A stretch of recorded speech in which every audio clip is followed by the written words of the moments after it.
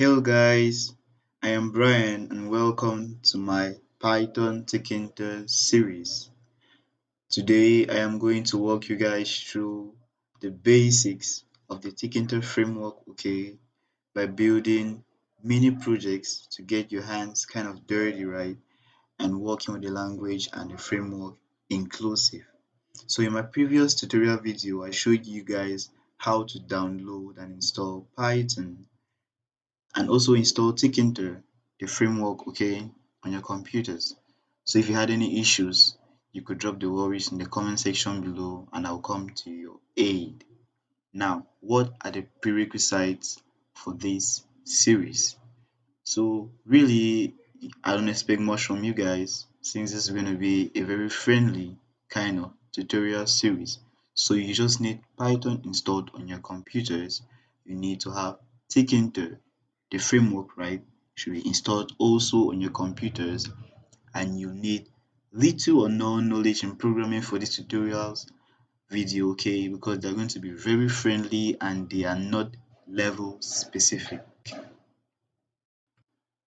So guys, we are going to get right into part 2 of this, which talks about introduction to Python.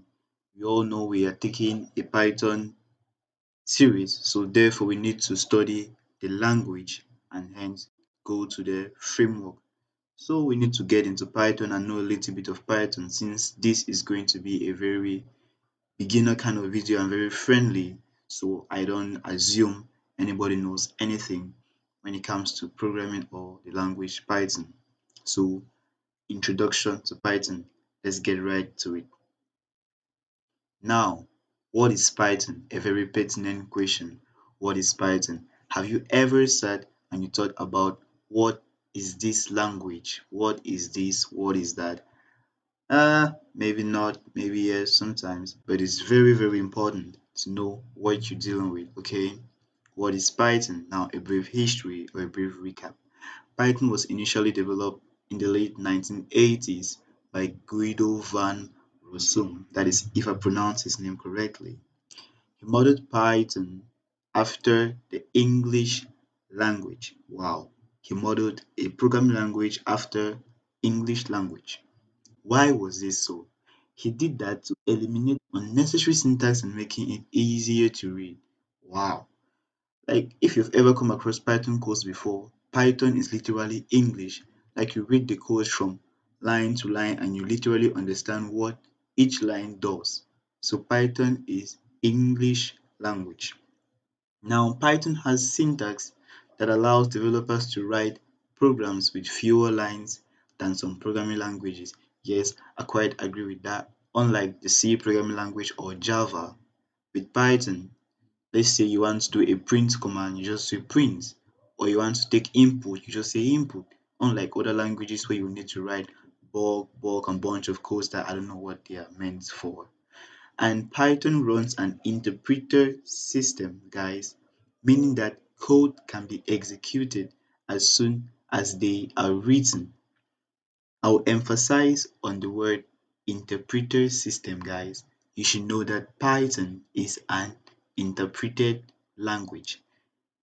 If you follow the first tutorial video, you would have seen when I was running, when I invoked Python on the command line, you saw how when I did the addition and stuff, immediately as I pressed on the enter key, what happened? It gave me an answer. That is Python being an interpreted language. So after every line, it gives you an output. So that is Python being an interpreted language. Now, common questions. What common questions will you guys normally ask about a language? People will ask why even study Python in 2021? What makes Python so special? Uh, why should you learn Python as of now? Those are very common questions I get from a lot of people. And you all should know that that shouldn't be the questions you should ask yourself, but rather, what can Python do as of now? Very powerful question, guys. What can Python do as of now? Let's get to it. Now, what can Python do? Python is a very great language and I can do a lot of things. The seven things here is not, I don't think it's enough because Python does more than this. This is just a summary of what Python can do. So it can do multiple programming paradigms. You could do web testing, you could do data extraction, artificial intelligence and data sciences, web application and internet development, database, easy access, interface customization, quick system integration, and cybersecurity. Hey guys, just spare the grammar there, okay? They are very simple concepts. You could look them up.